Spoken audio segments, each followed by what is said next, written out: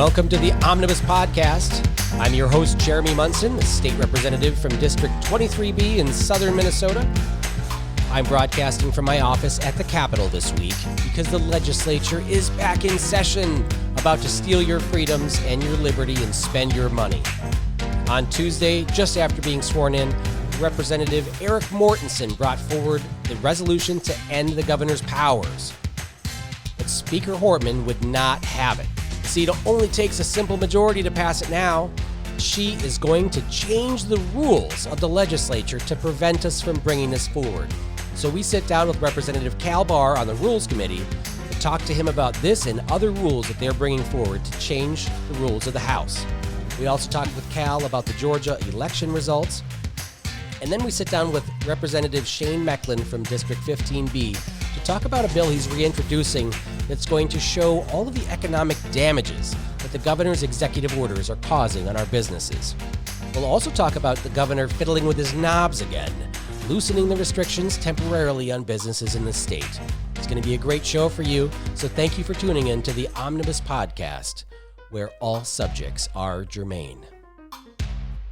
With us now is Representative Eric Mortensen, no longer representative-elect. He was sworn in on Tuesday along with the rest of us.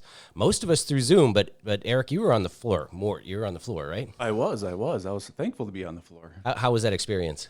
It was very humbling, you know. It's something I've been working really hard for the last 3 years, so it was rewarding to have that checked off the box. Did you get to stare at the ceiling in the House chamber? Isn't that a really cool? I mean, it's a beautiful chamber. Yeah. I wish that some of the other members down there would read a lot of the words that are on the walls that are about liberty and preserving our American ideals. That's absolutely right. So just minutes after being sworn in, after passing, I don't know, like our fourth or fifth resolution on the floor or motion, resolution, you brought forward a resolution. Tell us about it. Yeah, you know, I really worked hard on this to make sure we followed all the rules. Obviously, being a freshman legislator, I'm trying to get the hang of this stuff. But last week, I gave a call to our chief clerk's office and made sure to understand the process of what it would take to introduce the resolution to end the peacetime emergencies on Tuesday. And they made it very clear that would be highly unusual. But I said, I don't really care about what's unusual. And he laid out the process. So I followed that process to the T. It was in the speaker's box 24 hours in advance. And so we forced the vote on it. And the speaker just ruled it out of order, magically said that my resolution was out of order, yet every single other resolution is in order.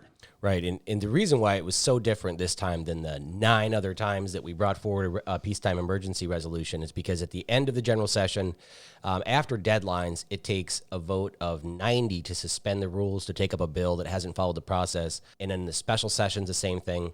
But at the beginning of the regular session, which we're at now, it's a simple majority to recall a bill from committee to take it up. And a simple majority to pass it. And we had the votes, right? I mean, we Democrats said they were going to vote with us. Yeah, we've been whipping votes for weeks. We've logged hundreds, if not thousands, of calls into those 6 Democrat districts. I personally called all 6 of those Democrats that had been voting our way. And we had caught wind Monday night, of course, that the speaker planned on changing the rules yesterday, so 2 days after we were trying to do this. Those rule changes, and I think we're going to debate that today, if they go through, it's going to raise that threshold from a simple majority to a supermajority, which we don't have the votes for. So they're changing the rules of the game when they know they're about to lose. Yeah, just like Walz, right? Move the goalpost as soon as you get there. Yep. It really is telling that they're going to change the rules just to prevent us from bringing this forward because we now have a majority willing to vote with us, and it's got to be the pressure's gotten to be so high that Walz then announced loosening of the restrictions to try to ease that pressure, to try to stop all those phone calls into the district to appease the public while he continues to hold unilateral lawmaking authority and the ability to go around the legislature, around the Republican-controlled Senate. Right. I look at it no different as they're stripping away the voices of Minnesotans because there's a reason Republicans picked up seats in the House. And I'm convinced the biggest single reason was because of many people are tired of these emergency powers. I'm sure you're getting the same thing. I get 30 to 50 emails a day from people saying, and I actually measured it the other day, 93% of people emailing me about the emergency powers are saying, please do away with them. Well, it's we're going to have another throwdown a week from today about the rules. It sounds like we're going to talk to Cal Bahr shortly, where the rules are going to come up a week from today, next Thursday, and we'll have this debate. But today we have another floor session. Your resolution is entered. It will be introduced, and perhaps we can bring this up for another vote Well, today. we need to confirm that, because when I looked it up this morning, it was not on the business of the day. So I'm Well, it won't be curious. assigned to be calendared for today. Okay. But it'll be introduced and get an actual bill number, so that you can then request to call it back from committee, because we still are under Masons, which should allow a simple majority to call it back from committee. So Hortman doesn't want to have this fight every time we go into session. Well, there's an easy solution to that. End the peacetime emergency powers and restore the legislature as an equal branch of government. Right. Like I said Tuesday, if she really means she wants to unify a split legislature, what better way to do it than to reassert our constitutional role in the state government? Fantastic. Well, we'll see you later on the floor. For sure. Thanks. Thanks. This week, Governor Walz announced that he is fiddling with his knobs again. He's loosening his restrictions.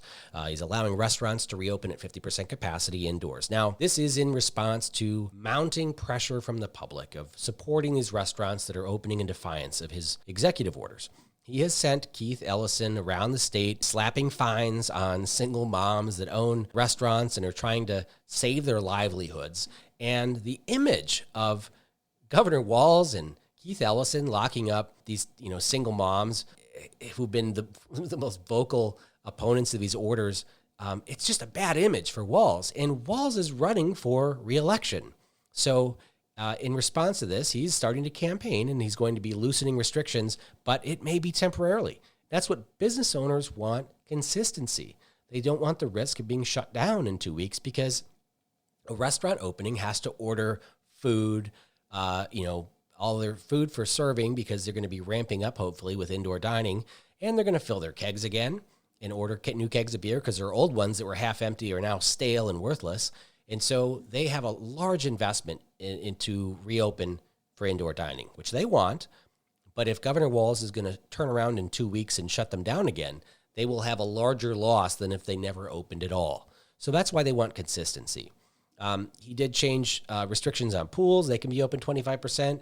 There's been no change to the kids' sports mask mandate, which I've heard from tons of parents on. They're very frustrated with the masks being required for hockey, but not wrestling. You don't need them for wrestling, but you need them for hockey.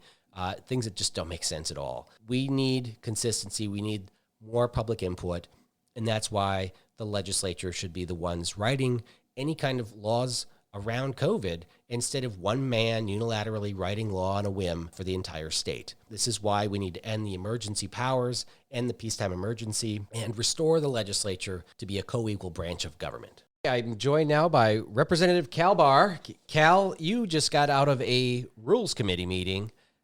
Tell us about the rules that are going to be changing, because right now we're operating under no rules at all on the floor, or Masons. Under Masons. So just kind of what we've usually done, plus the Masons manual. The House needs to adopt rules, and you were in the first rules committee meeting.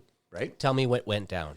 Okay, so for the folks following along at home, we get sworn in yesterday, and what typically happens is that both sides agree to basically they adopt temporary rules, which is normally the rules from the previous session. Just adopt them, and then those are temporary, and then we'll come back in a week or so and then adopt permanent rules and make any adjustments we want to make at that time. So the last this biennium and last biennium, the temporary rules are a little contentious, let's say. So we operated yesterday strictly under Masons, and our next meeting, so tomorrow, when we are back in session, we will be adopting temporary rules.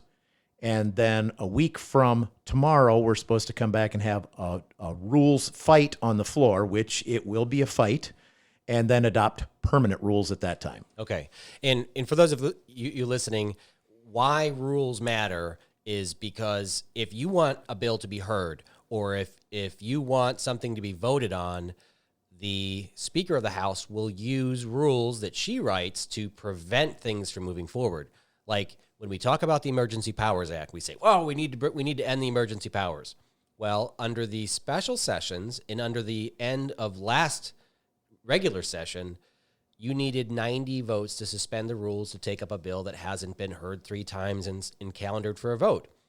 But under regular rules, we would be able to get that passed with a simple majority. Right. So you could pull it out of committee instead of being stuck in committee where the chair doesn't hear it. A simple majority vote on the floor would pull it out and bring it to the floor for second reading. Right. So, in other words, we have a majority. So Republicans don't have a majority of the House, but we have a majority of legislators willing to end the peacetime emergency. And because that majority is there, the Speaker is now changing the rules of Right. Yeah, right. So under, So the rule that was proposed to change that today in Rules Committee was actually withdrawn, but we saw the language. It was withdrawn. It will be reoffered a week from tomorrow on the floor. So the language is going to change the words simple majority to 2/3. So instead of 68 votes, we would now need 90. that is, that's disgusting behavior by the Speaker. I mean, people should be mad. We worked hard to get a majority of people willing to end the peacetime emergency in the legislature, and now the rules change. Oh, let's move the goalpost a couple more feet down the road. But we're not going to inch it this time. We're not even going to be something as simple as 3/5. We're going all the way to 2/3, which is the same problem we've had in the past with the supermajority. 90 votes for suspension of rules. That's the same requirement to suspend the constitutional rules so that we can declare an emergency. That's what we need to get something out of a committee. No way in. Okay, so she's doing this to prevent the peacetime emergency from coming forward, but it also impacts any bill that's assigned to committee. If you want to bring it down to a vote and you have a majority of legislators, right? A majority that's willing to vote on it, we still can't do it. So that's really frustrating to see. Now, another thing that you brought up in rules, which is something that you and I are really passionate about, and in an ideal world where you have one bill for every one subject for every bill, right? It's the single subject clause of our state's constitution that requires every bill be a single subject. No more huge omnibus bills. Right. No more cramming everything together. And that would be awesome. You brought forward a rule that would change the single subject on the floor. Tell me So about the current rules say that committee chair, any committee chair, so it could be Ways and Means, your education, healthcare, doesn't matter. Any committee chair can combine or separate bills at their discretion. So the bill I brought forward today, or the change to the rules that I brought forward, was committee chairs can only separate bills. They can't combine bills. And it would still, if you separated it, would still need to be within the budget constraints and things like that. But it says that you could only separate them. And we got a roll call vote on it. I mean, committee, it's easy to get, just any person has to request. Got a roll call. All the Republicans supported that, and all the Democrats did not support it. They voted no. So let's see if the 6 Republicans or the other 5 on Rules Committee still like that the next time the Republicans are in charge. Yeah, and that's the frustration that you and I have with people that support the single subject clause.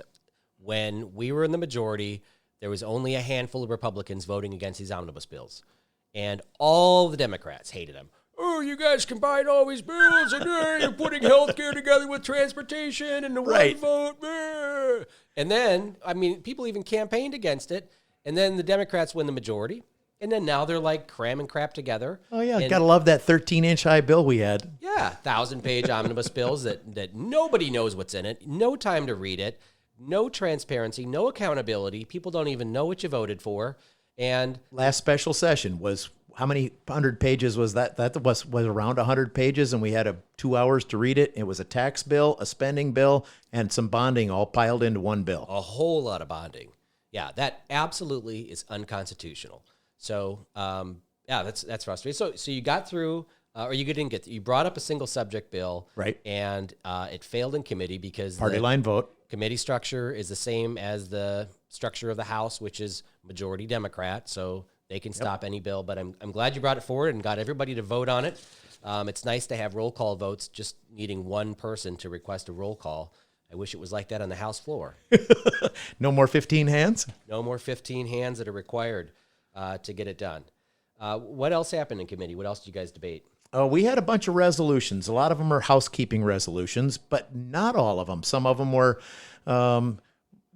just keeping this new session, new rule. Everything has to be reauthorized. So per diem for members that live out of town, the housing allowance was reauthorized at the same level. There was no increases on per diem, housing level, hotel reimbursement. Any of those travel things all stayed exactly the same.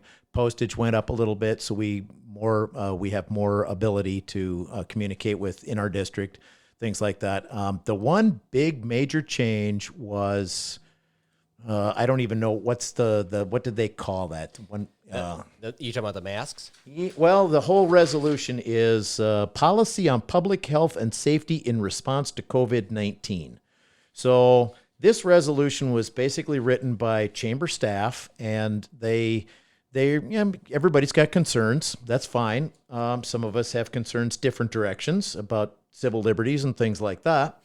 But the bullet points on here. So that's the policy. All members and employees must wear a mask. And then it details that.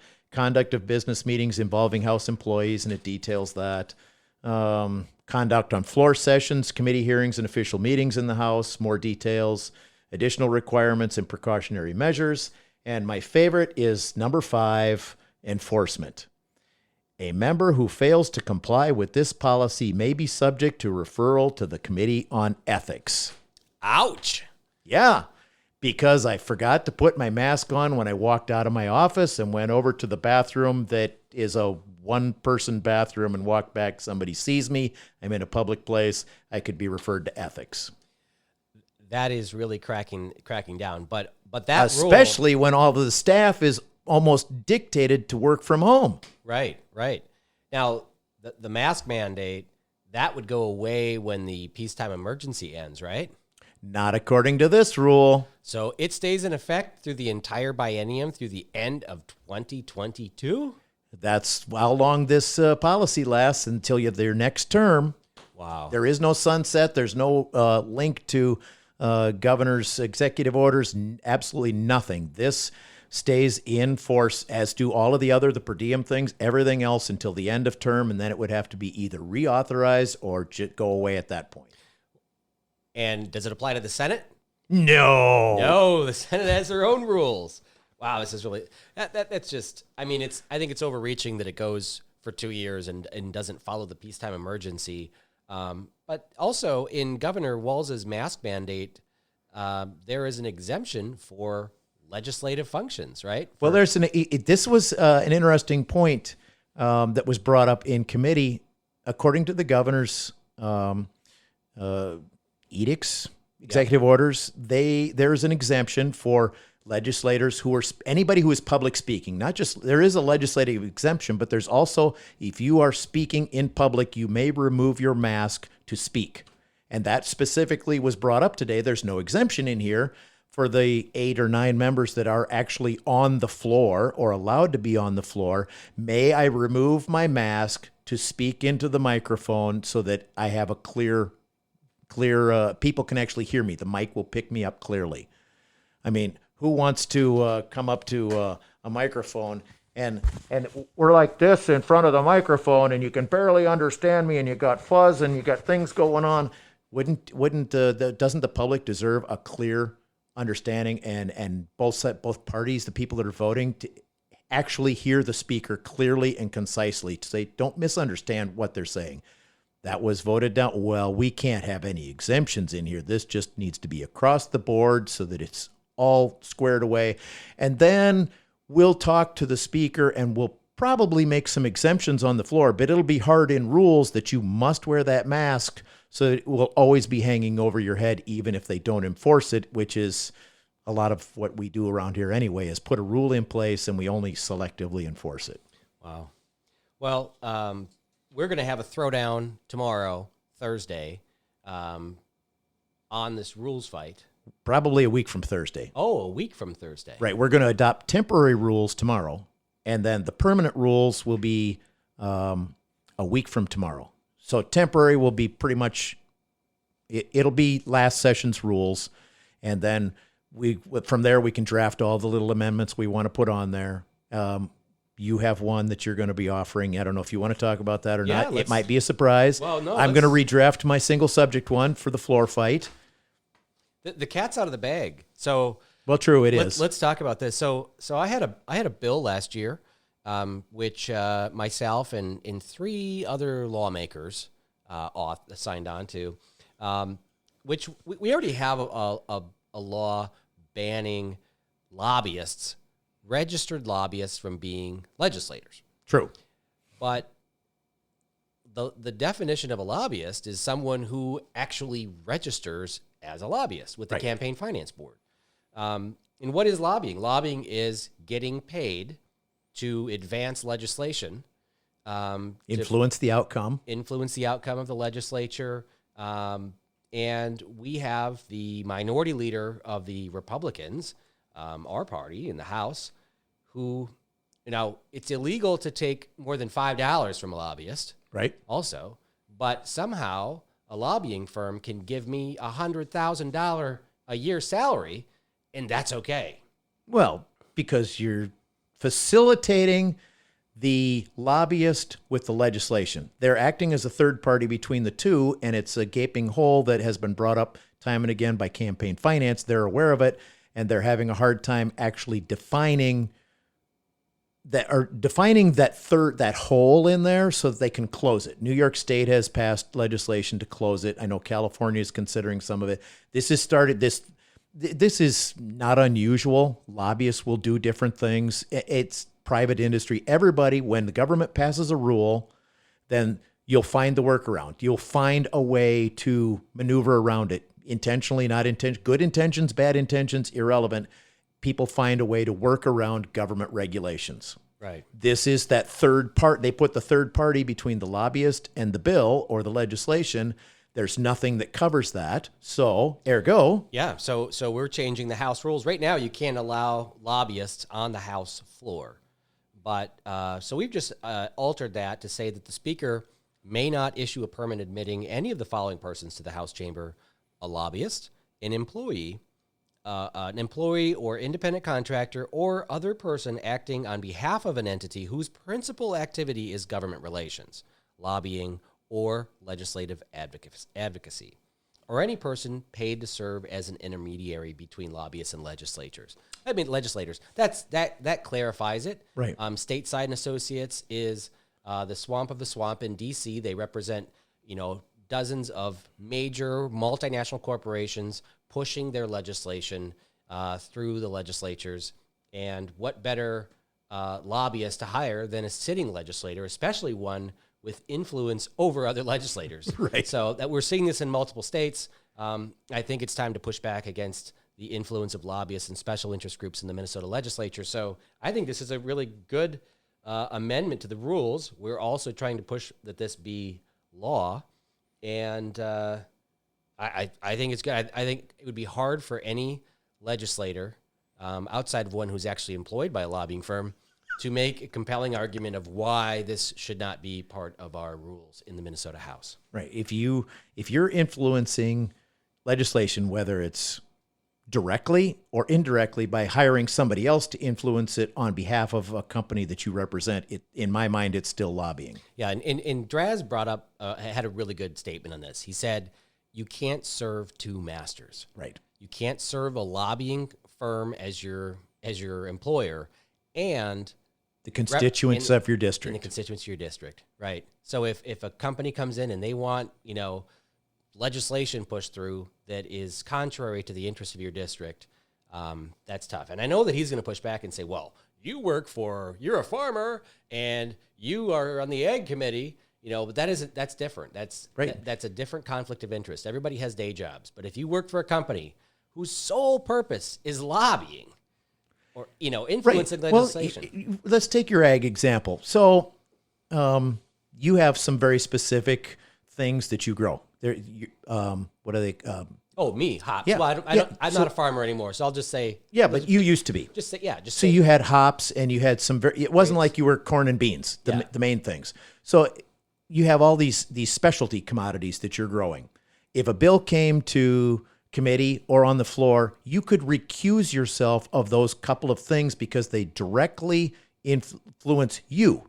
And we have had legislators that will actually not vote on things because whatever they do in their day job, that specific bill refers to them. which becomes a real problem when you have an omnibus bill, because a lot of those things get all piled together, and you could have 15 or 20 of legislators that should recuse themselves. Now, you could vote on everything else in the ag bill and still be a farmer as long as it didn't actually affect your day job. Right. Well, I mean, there's a lot of legislators that own property. I own. So does that mean we shouldn't vote on property tax? Well, or we have housing regulations. But Representative Lucero and I, we talk about. We understand the perspective of property owners and these tenant laws that come through, and we can speak to that. Voting for or against a bill doesn't, directly, you're not a lobbyist. It's not like I'm getting paid to push legislation that you're not affecting the whole industry. Right. So it's definitely a conversation that we need to have in this floor to try to remove the influence of. Because I don't know too many people that really think we don't have enough lobbyists and lobbyist influence and lobbyist money running around down here in St. Paul. Right. Well, you and I were just having a conversation with a freshman legislator out in the hall about the Chamber of Commerce, about a lobbyist here. And my recommendation is that you have a list of teachers, of nurses, of small business owners in your district to call, because the Chamber of Commerce, they may say they speak for business, but they have a self-interest of crony capitalism. Exactly. The nurses union doesn't represent the interests of the nurses in my district. I call them to ask them how this legislation impacts them. That's the most important thing. Right. See how it impacts people on the ground and represent your district. So, well, Cal, thanks for giving me an update on the rules. This is going to be an interesting fight. And I'm not looking forward to... Bring your popcorn. Yeah, that's right. So, well, we're going to have to make sure that the public is aware of this and why they should care about, rules on the House floor. But it really does impact stuff, especially when it comes to ending the peacetime emergency. So that's the biggest one right there. Yeah, thanks for sitting in on the segment.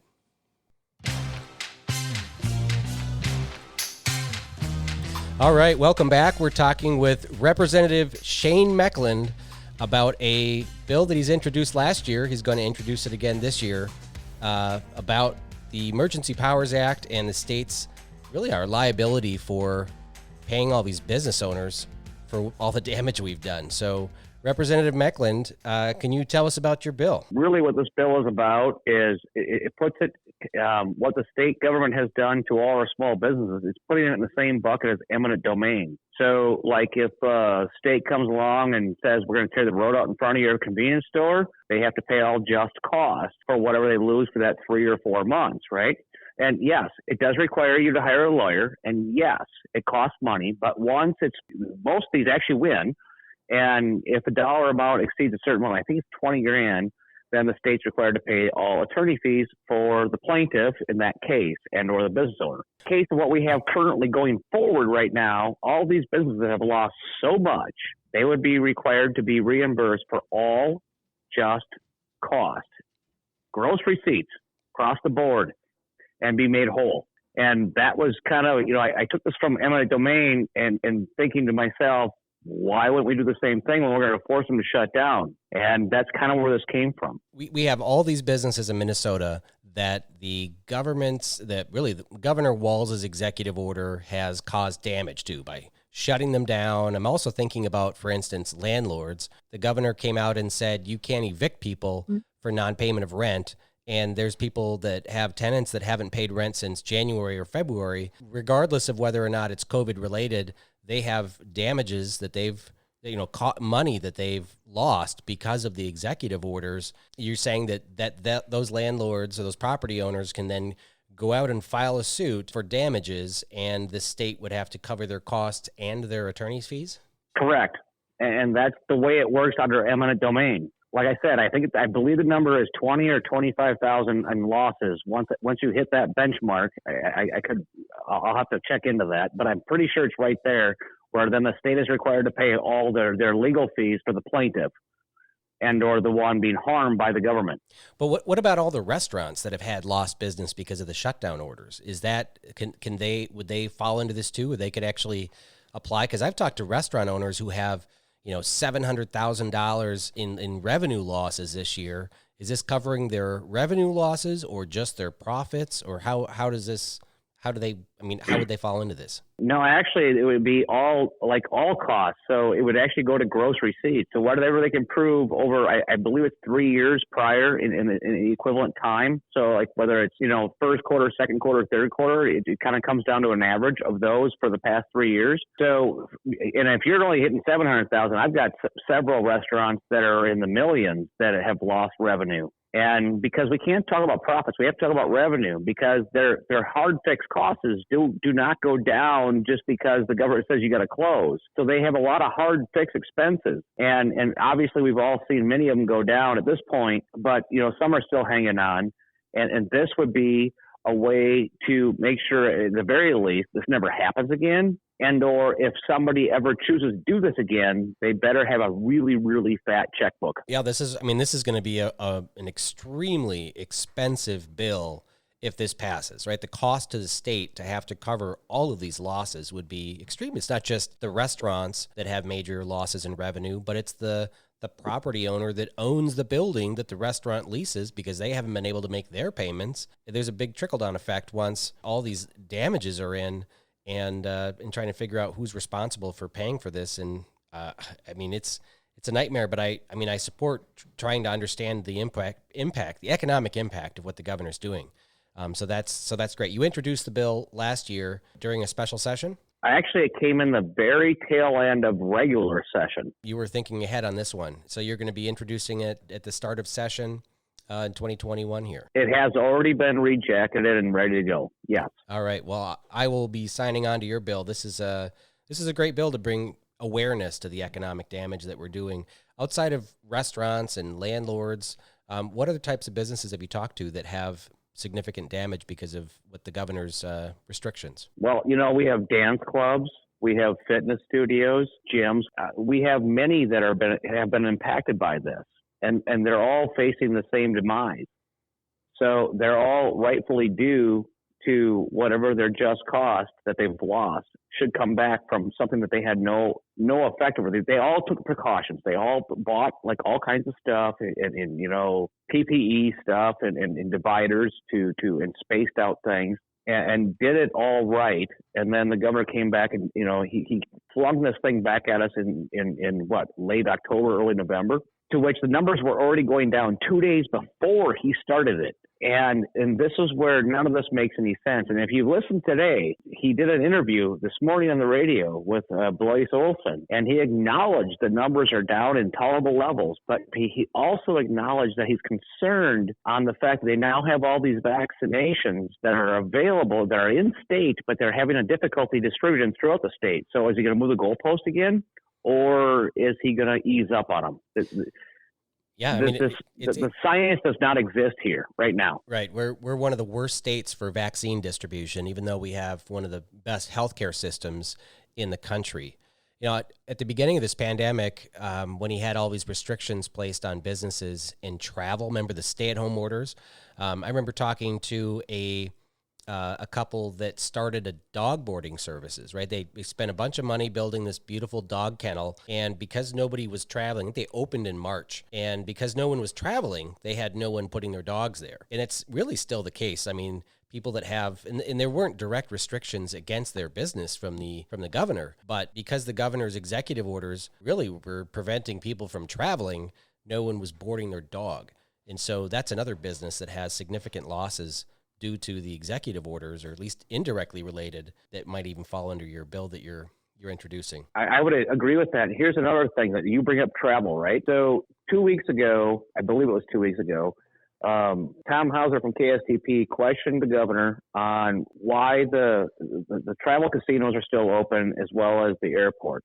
More so that they focus on the travel. They're a sovereign nation. The question I would have liked to have heard from Tom Hauser is this: Governor Walz, you have repeatedly begged Minnesotans to not travel outside the state, stay close to home. Why are you not doing the same and encouraging Minnesotans to stay away from these mass congregation areas like that of the casinos and the restaurants equally? I understand they're sovereign nations. They have no authority, the state that wise. But my point is, why wouldn't you encourage people to not go put yourself in harm's way with regards to the casinos, like you do when you say, don't go to Wisconsin, don't go to North Dakota, don't go to South Dakota.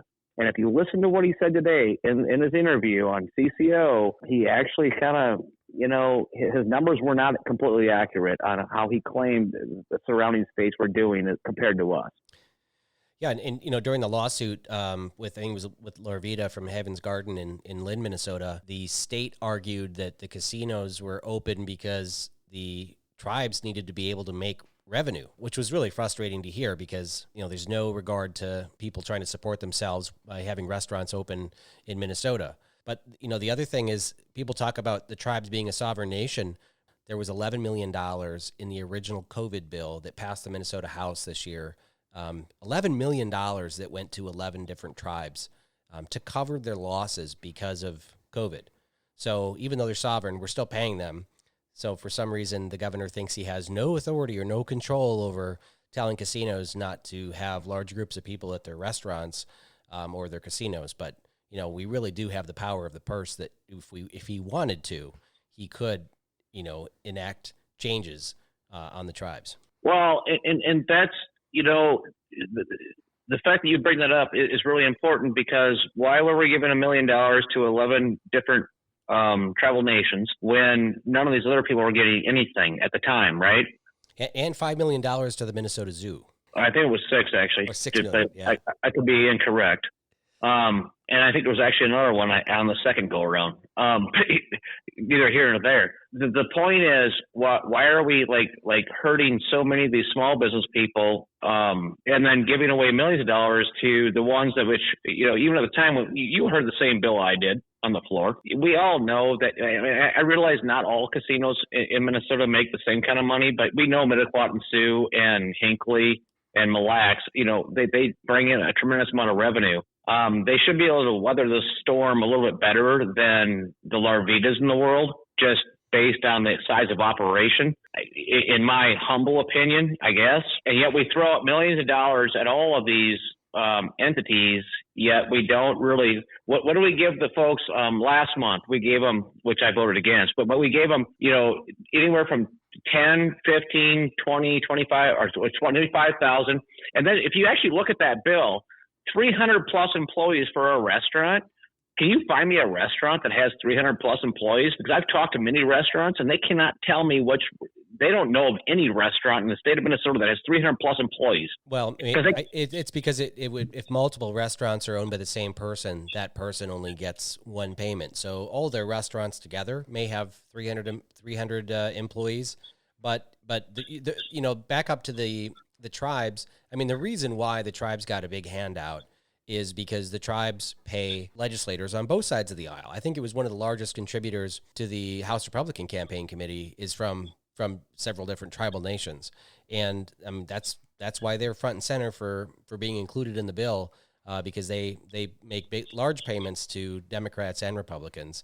So it's the lobbyists that have really won during this pandemic. They make sure that their members are first, and the small business owners, or Larvitas of the world, get left out. If your bill were to pass, we would see a liability for Minnesota taxpayers in the probably $10 billion or more for if just half of the businesses that were deeply impacted by COVID actually filed a lawsuit. I bet it would be in the tens of billions of dollars. I would think it would be way, way past that, because if you look at how the market has shifted going to big box stores and Amazon, much has left the food and hospitality industry. But if you look at what the hospitality industry used to bring in that they're not bringing in, I have no way to even guess the size of the dollar amount, but I think it would be way beyond $10 billion. It would be way beyond that. It would literally break the state. And that's why it's so important to actually have, not only you and I, but our colleagues on the other side of the aisle actually take a look at this, because this is all under the premise of COVID, right? And it's a pandemic is what they call it, right? So my question to this is, people will say that you and I are, we don't care about, one human life. I will say this, in the last day of February of 2018, my mother died from flu. She had the flu vaccine in October before. So where was the shutdown then? going forward, what are we going to do? Are we going to shut down every time we have another virus breakout? Where are we leaving our kids going forward? This is the concern that I have. Well, and I brought up on the House floor a concern that some local business people have brought to me, that if you want to start a salon or you want to start a gym or a restaurant, and you put together your business plan and you go to your banker and you sit down and you say, look, I need a loan for $300,000 from a Small Business Administration to open a business. And they're going to say, well, where in your business plan does it say that you can survive without any income for 9 months or 10 months or 11 months? I say, well, you can't. Well, then you're not getting the loan. So the access to capital is going to be restricted because of the political risk of our governor being able to implement new, restrictions on their business.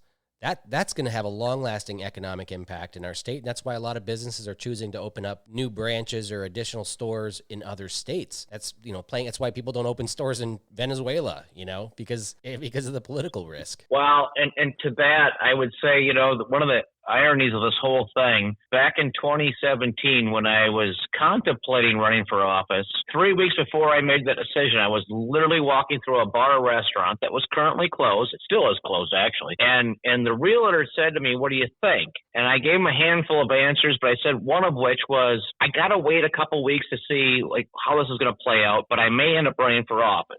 I think about that decision every day now, going, had it gone the other way, where would I be right now? I would have bought this building for $500,000. I would have spent $250,000 to bring it back to, make it proper. So I'd be in for $750,000, and I'd be trying to make that enough money back to actually crack that nut on a monthly basis, right? And I would have died a long time ago. A lot of restaurants are going under in permanently closing and being forced to make a decision on whether they should just open in defiance of the governor's orders or, go on government welfare. That's what we're forcing people to do. And entrepreneurs are the last people that want to jump on government welfare. So, yeah, well, exactly. This is a really interesting bill, and I hope you get a hearing. Senator Matthews, is he going to carry this in the Senate again this year? I do believe he will. He's made it very clear. We're both fighting for the same kind of cause, and whether or not we get a hearing, who knows, right? Because they can block anything they want to. That's how they play the game. Whether we can make a stink and get a hearing for it, and I'm actually encouraged that you and I are going to be on one of the committees together. So maybe we make our own stink, I guess.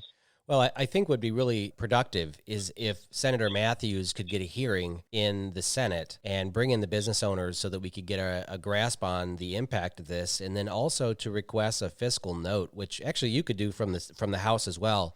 And they would put together, for those listening, the House does research to determine the fiscal cost of implementing every bill that has a chance of passing, and they would probably come back and have an estimate of tens of billions of dollars or whatever I would be really interested in seeing what they use for their math and what the actual cost is of this bill. And that would really show us the economic impact of what Governor Walz is doing to our state. So thank you very much for your time, Shane, and I wish you luck in the next legislative session. I look forward to serving with you. Very good. Thank you, Jeremy. The news bag. So it sounds like, based on the election yesterday in Georgia, that it's not good news for Republicans in this country, that we're going to actually lose the seats in the Senate. And therefore, Democrats and really socialists are going to come out of the woodwork having control of the White House in both the U.S. Senate and in the House of Representatives. Last time we saw that was 2010, the 2008 election. So from 2008 to 2010 was the last time we saw that, and we got Obamacare, the Affordable Care Act. Yeah. And healthcare premiums went up, cost of healthcare went up, and service went down. A lot of paperwork, more this, more that, more the other thing. Bureaucrats did fine, lobbyists did fine. The people suffered. People always tell me that, sometimes it's a good thing when the Democrats take control of everything because they start pushing forward their liberal agenda and it infuriates the Republican base. And we come back with a vengeance and we take over everything. And Which one is this one? The laughter? Yeah. Yeah. That one. Yeah. I mean, we hear that all the time. And Republicans got upset about Obamacare, and we came back and we took the presidency, we took The House? U.S. Senate, and we took the U.S. House. And we were going to throw Obamacare out. We had that 16 to 18. Yeah. And what did we do? Yeah. Exactly. So Republicans are really spineless when we get power, because as soon as we get power, we want to maintain power. So we don't do anything Republican. Right. And then what does that happen? What happens then? Everybody gets mad. They don't show up and vote for re-election because you didn't do anything. Right. People want results. And so we've lost our chance. The Democrats are going to likely take control and cram through. What could they do? They could add Washington, D.C. as a state. They could add Puerto Rico as a state. There's 4 U.S. senators. They can stack the Supreme Court with another, gazillion justices, liberal justices, to take control of the courts. They could take it from 9 to 11 to 13. There's nothing saying it has to stay at 9. And they can significantly alter the course of politics in this country just because they've. How about some gun control rules? Oh, I'm sure those will come. I'm sure the assault rifles will be gone. Yeah, it is. Capacity magazine, union-wide. We really need to fix the election system, rules that they've been breaking, and what's going to happen with the budget? What's going to happen with spending? You think they're going to be? I mean, let's face it. Republicans in Congress are worthless when it comes to fiscal conservatism. See, I could not believe, and whether you like Trump or not, he was actually right when he vetoed that last spending bill. It wasn't vetoed for the $600 a person that came out of there. It was vetoed for all the money that left the United States for all the foreign countries. He didn't veto it. He signed it. Well, he vetoed it, and he got his veto overridden. That was a military bill. It was in there. It was in the same bill. Gosh. That was an omnibus bill. It was the stimulus package, the reauthorization of the Defense Act, the money to all the foreign countries. That was like a $2.3 trillion bill that he vetoed the first time, and they overrode his veto because the military spending was in there, and they don't give a damn how much money goes out the door to other countries or how far they sell the American citizen down the debt hole. And their children and grandchildren. When Trump came out and did the video just blasting the bill, talking about all the crap in there. Right. Oh, so many millions of dollars to count redfish in the Gulf. It was just like, on and on and on. Or that, was it Massey or somebody posted about spraying alcohol on frogs or something like that? It's just like ridiculous spending. And then everyone's like, yeah, he's going to veto it, And he did, and they overrode his veto because he got promised that, he did sign another one. So there was some pieces in there, but he vetoed that one, and they came back and said they promised him they'd have a vote on the $2,400 or $2,000 ahead instead of the $600, and then it was okay. As long as I got promised for the more spending for the citizens of America, we'll let all the money go out of the country. That's fine. Well, we're going to end this year, we did end last year with spending, at least $6-7 trillion more than the country brought in. Yeah. We keep talking about how it's unsustainable, but they keep doing it. It's going to.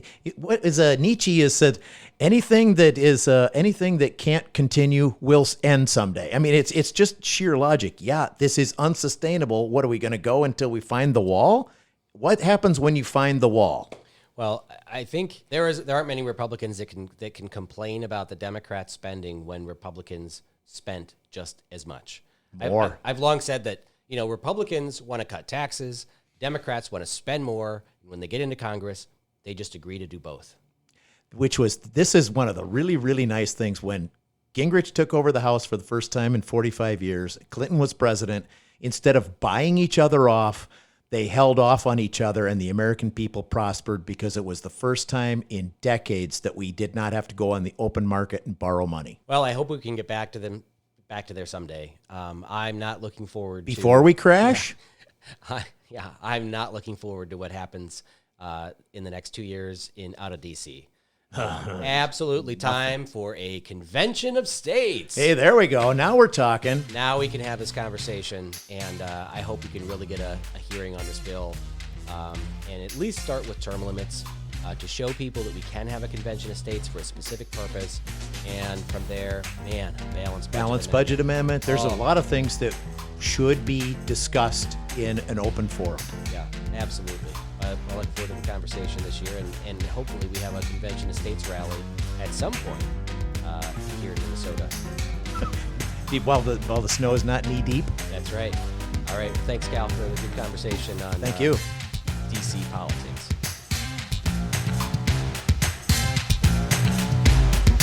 And that's the show for this week. Thank you for tuning in. Please subscribe to the Omnibus Podcast. You can find us on Spotify, on Amazon Music, YouTube. It's also on Apple iTunes, or Apple Podcasts as it's called now, and on many other sites where podcasts are stored. If you have a podcast service you'd like us to post to, you can send me an email at jeremy@jeremymunson.com. Thank you so much for tuning in, and we'll have a show for you again next week.